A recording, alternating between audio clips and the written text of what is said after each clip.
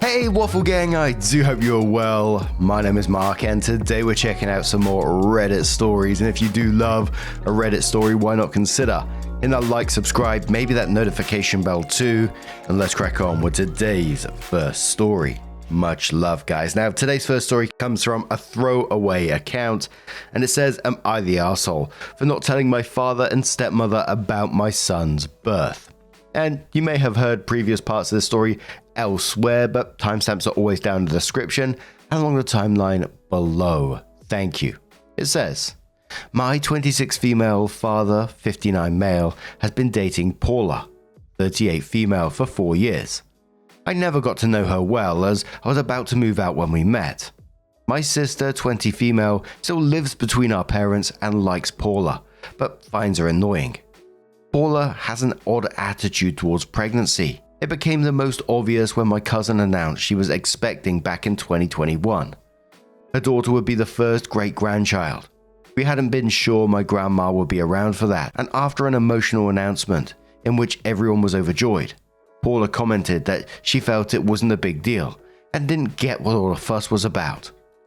She kept that stance for all 9 months, but once the baby was born, Paula suddenly became a bit too interested in her, which my cousin was clearly uncomfortable with. My husband, 28 male, and I announced our pregnancy earlier this year. At first, my father was over the moon. Since this is his first grandchild, I believed that would last. But as I heard from my sister, Paula was just as condescending as we expected, if not more. Whenever I announced anything about my pregnancy or baby, sex, first kicks, ultrasound pictures, etc., Paula always reacted with one of 3 phrases. "Okay, that's not a big deal," or "Is that all she talks about these days?" I didn't care about it at first, but after a few weeks I started to notice my father was also losing any interest he had in my pregnancy. As the months went by, he became increasingly detached and standoffish. He started to either ignore or not pay attention to most of the updates I made on my baby. He also didn't come to our name reveal. We did that instead of a gender reveal. It was literally just a lunch party with a game we made up. Or the baby shower because, and I quote, "Paula doesn't think it's worth it." My son was born on Halloween, and I decided not to tell my father and Paula. After almost 9 months of excuses and disinterest, I didn't see any reason to. I was in the hospital for 4 days, during which only mine and my husband's closest friends and family visited us. The day before we left, I posted a picture of my son on Instagram, and that's when my father found out. He called to ask why I hadn't told him and Paula or invited them to meet the baby. I didn't lie. They didn't make any efforts to get involved, both emotionally and physically during my pregnancy, so they'd have to wait for baby news like everybody else. My father and Paula are furious, accusing me of using my son as a pawn and keeping them away out of pettiness. They're saying I'm holding the fact that they missed a few dumb parties against them. My husband and pretty much my whole family agrees with me. My sister, while mostly on my side, still thinks I should have told my father, since this is his first grandchild and he had to find out he was born through social media. She thinks this is all Paula's fault and I should apologize to our dad. Am I the arsehole? So there was a couple of top comments with replies from the OP. Realistic Sight said not the arsehole, but I think you need to have a conversation with your dad. You need to let him know he will inevitably miss out on a lot more if he continues to mirror Paula's indifference and shared family milestones. It is not everyone else's responsibility to compensate. If he intends to have a relationship with his grandchildren and also have a relationship with other relatives, he needs to be willing to do his part as well as express interest and participate. And no, it isn't about showing up to parties. It's about making an effort to be included when you're invited to be, and not dismiss those invitations as if they are meaningless. OP responds saying, "I'm trying to make that clear to them. My father missed my graduation. Not coming to my baby shower doesn't bother me that much. It's the condescending attitude and lack of interest they both have been displaying my entire pregnancy that made me decide not to tell them." Substantial Youth replies saying not the arsehole. All of the everyone sucks here replies are dumb as hell. Paula has your dad twirled around her finger. The only 2 in-person baby events that you had, they didn't show up, and your dad was standoffish for the majority of your pregnancy due to Paula. He's a grown-ass man. He doesn't get to all of a sudden meet and be involved in his first grandchild's life when he barely cared before. Guaranteed he only wanted to come to the hospital for photos and to post on social media and show off. Apologizing to your dad will not do anything, but only enable his bullshit. He needs to step up, put his foot down to Paula, and show you that he genuinely and actively wants to be a part of your immediate family's life. Your dad can be updated via social media until he gets his face out of his behind and acts like an actual father. Opie says my father is against posting pictures of children on social media, but he's definitely the type of person to try and show off in real life. That being said, I do believe he genuinely wanted to meet my son at the hospital. Portion of Sunshine says, honestly, the naming party I can see being like, well, that's a little dumb, kind of like gender reveal parties, but to miss the baby shower? My God. To ignore the part where you celebrate the parent and upcoming baby. Give baby supplies so the parents don't get overloaded with prep costs, and even just spend time with your daughter, knowing she'll have her hands full for at least the next year. Man needs to get his head out of his ass. Opie says, calling the name reveal a party was probably an exaggeration on my part. It was a small lunch with a Clue-style game my husband and I created. I talked to my sister about it, and we both think that had I not told my father the lunch was baby-related, he and Paula might have come. So after some time, that post was voted not enough info. So Opie spotted this and decided to give some additional information before their update. So they started off. My Am I the Arsehole post from a few weeks ago was voted not enough info, which seems fair. I tried to reply to whatever comments I could, but I don't think everyone reads those. So I'm writing this to reply to the most common questions that were asked in my original post, as well as to clarify some things that might have been misunderstood. Some of these are literally copy and pasted from my comments, by the way. Does Paula have, want, or like kids? She doesn't have children, and from what I gather, she doesn't want to. I know for an absolute fact that my father doesn't want more kids. She's also never been pregnant. She's mentioned that to my sister on some occasions. Paula does, however, like kids, especially babies. She was all over my cousin's daughter once she was born, and I have no doubt she'd do the same with my son. It's pregnancy and the events that surround it that she seems to have a problem with. The age gap between my father and Paula. Paula is actually on the older side. None of the many women my father has been with since divorcing my mum have been older than 35 by the time they broke up. I'm genuinely surprised they're still dating, as his relationships don't tend to last more than a couple of years. And yes, I do realize that none of these things are good. As much as I'm bothered by it, it's not my place to say anything, especially now that I don't live with my father anymore. As long as they're both consenting adults, there's not much I can do or say about it, and that's fine. Why does my sister find Paula annoying? According to my sister, Paula's most annoying habits include frequently speaking in a baby voice, mostly around my father, interrupting other people when they're talking and criticizing random women on the street behind their backs. I don't know Paula well enough to be sure how valid these claims are, but I have witnessed a bit of those first two habits during previous visits. The baby voice annoys me too, to be honest. She sometimes sounds like the 4-year-olds I used to babysit, but again, it's not my place to complain. Paula's behavior once my cousin's daughter was born. Paula would ask for more pictures of the baby than both me and my sister were getting, even though she barely knew my cousin. She made many comments about how she looked nothing like my cousin's husband. She tried to get my cousin's daughter to say her name when she was 5 months old. Paula isn't a real name. Her actual name is longer and harder to pronounce, and every single picture Paula ever took with the baby was turned into an Instagram post, most times without my cousin's approval. Whenever we visited, Paula asked to hold my cousin's daughter all the time and hesitated to give her to anyone else. Last Christmas, she wanted my cousin to open her gift for the baby first and got annoyed that an actual infant wasn't excited about it as she was. She has also made a few comments about how my cousin still hasn't bounced back and has spoken ill of my cousin's husband behind his back. What updates did I make about my pregnancy? Some people in the comments seem to mistake updates for social media posts, so I want to stress that I barely posted about my pregnancy on social media. I made maybe 2 posts while pregnant, maybe another one to announce my son's birth. Those were only on Instagram. I hate TikTok, and my account is private. Many of my co-workers didn't even know I was pregnant until I showed up one day with snug clothing and a 7-month bump. A few of them didn't find out until I went on maternity leave. I do a large part of my work sitting down. The updates I'm referring to were made only to my family and close friends. They were mostly about mine and my son's health, and all of them were made either in person or by text and phone call. Some of the updates I made to my father were through text, since I work and don't see him in person that much. Also, my father and I have had problems in the past over me not telling him anything, and my relatively new habit of updating him on what's been going on in my life is an effort to remedy that. Seriously, I get where people are coming from, but I find it concerning that we live in a time where someone can't mention updates about their pregnancy without people assuming they're talking about social media. Did I talk to my father about his or Paula's behavior? Yes, several times. He said he'd try to be more involved, but never made any attempt to do so. He either didn't remember our conversations or genuinely didn't care.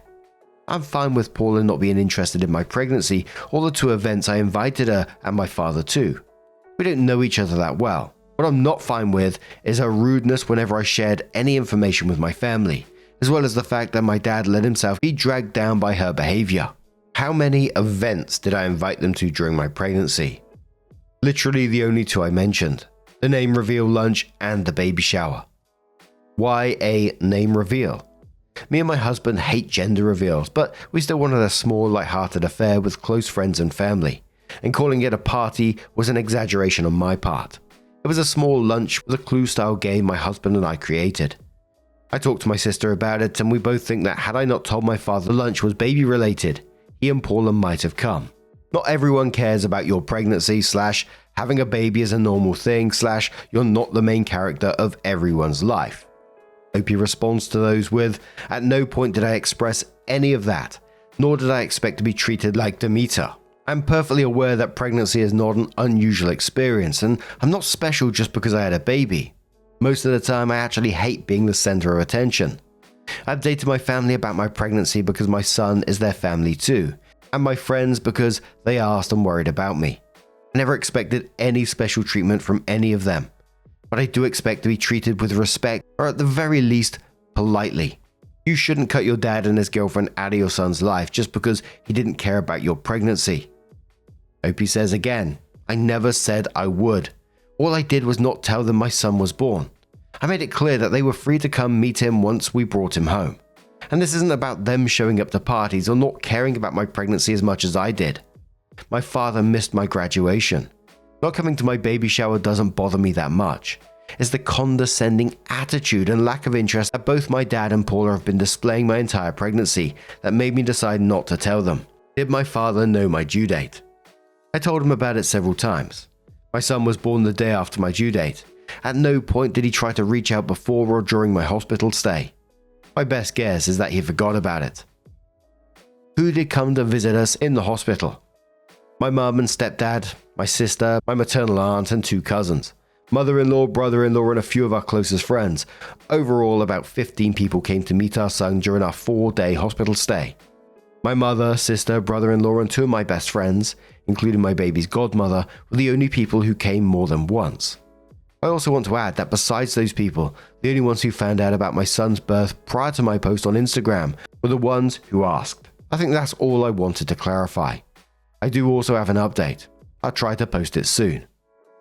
So, OP does post that update and says, "Because my Am I the Arsehole post was voted not enough info, I posted on my page some additional information and replies to those common questions I asked," which we just covered.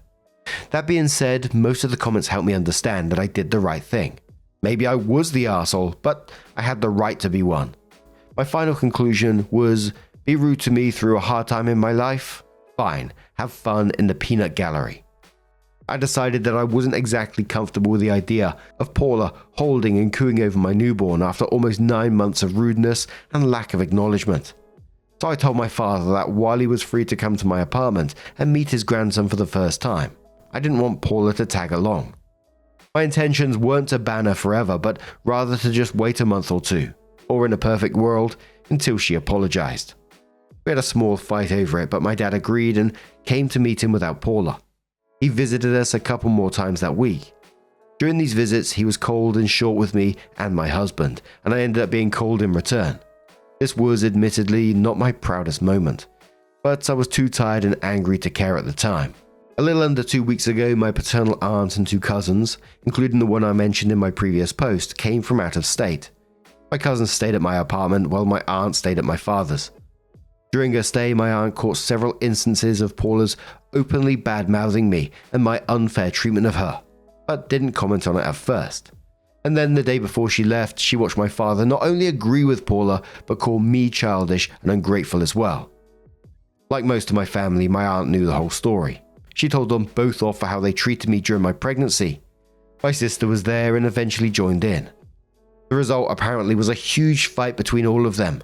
Eventually, my sister started crying. She drove to my place and told me everything before falling asleep on my couch. My father called me and we fought.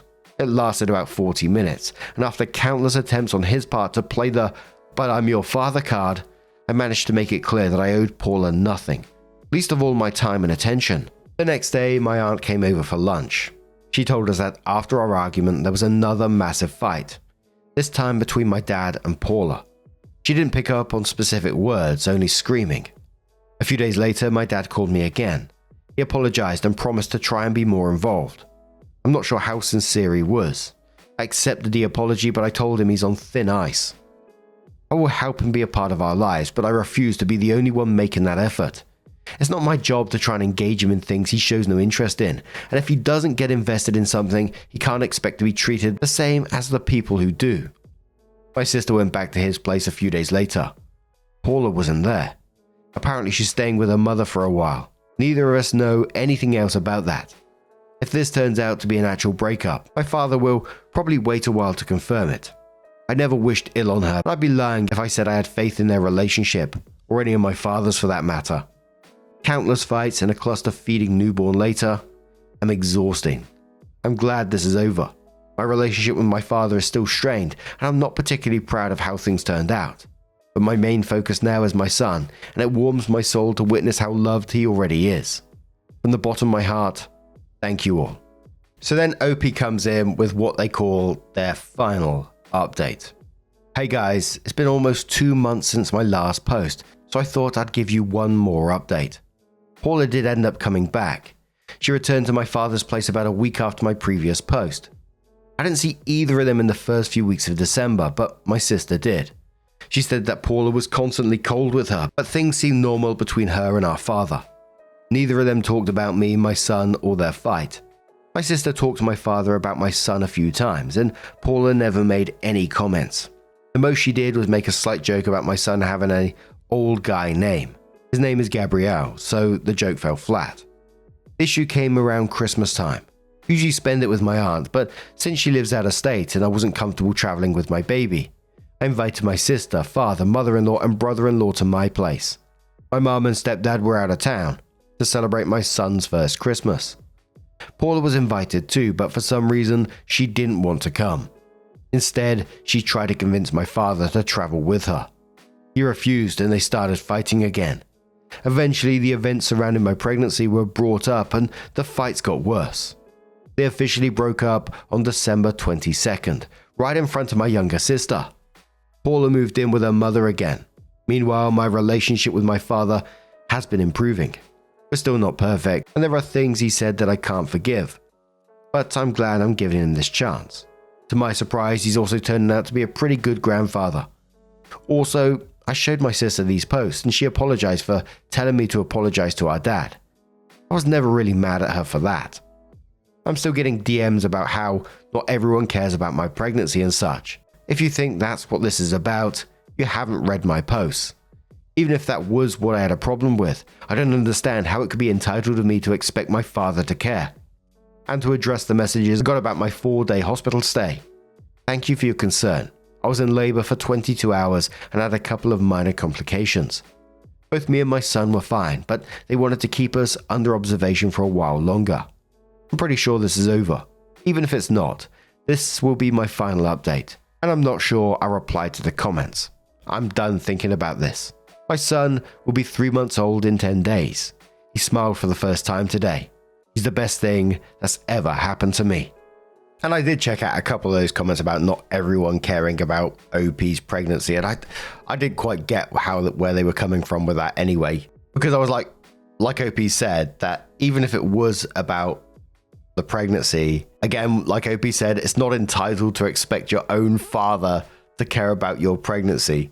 And it wasn't hard to see that there was clearly something going on in the background, you know, as a family member, as a father, you'd be just even like the bare minimum of just phoning up saying, how's everything going? Is there anything you need? Anything I can help out with?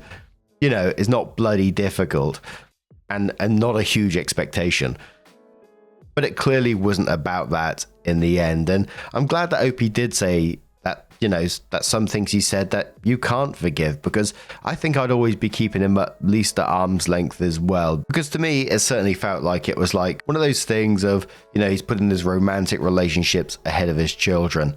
When he got called out about it, but he played the "but I'm your father" card, whilst he treated his daughter like an afterthought. And then when they eventually do split up, he suddenly sees the light, you know, and now I'm going to be a decent father and grandfather. It's just all too convenient, you know. I just felt like it wasn't about his inability. It was just about his priorities. And as shitty as it sounds, it just showed where they actually lied. So I hope OP has continued to stand her ground on this. But what do you guys make of this situation? Let us know your thoughts down in the comments below.